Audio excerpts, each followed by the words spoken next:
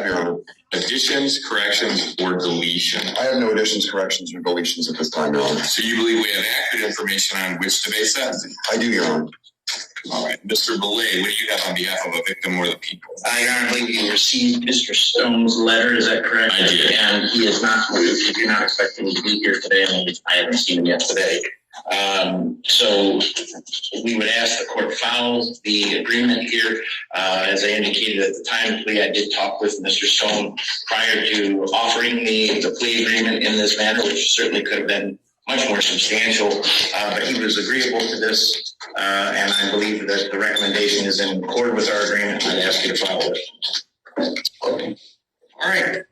What do you want to say on behalf of your client? Thank you, Your Honor. I will be brief. This matter was negotiated to a no contest plea based on the facts and circumstances, Your Honor. I would note for the court that my client's criminal history is sparse. She only has 2 prior misdemeanors. This is her first felony, Your Honor. We would simply ask the court to follow the agreement as put on the record. All right.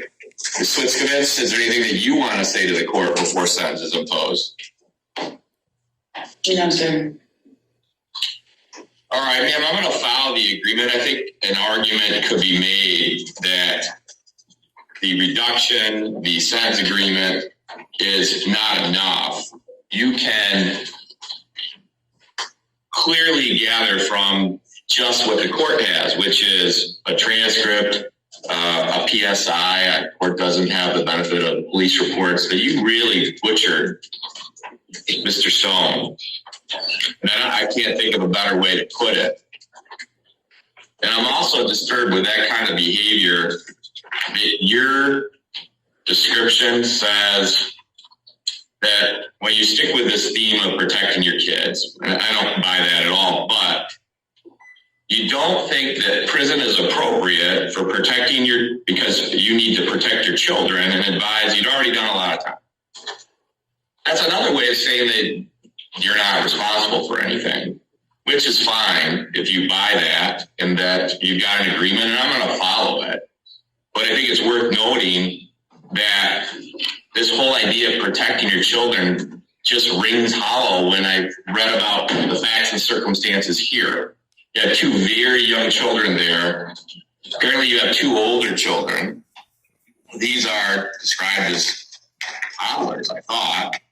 And you are on, I lost track, how many drugs you were on that day, how many drugs Mr. Stone was on that day.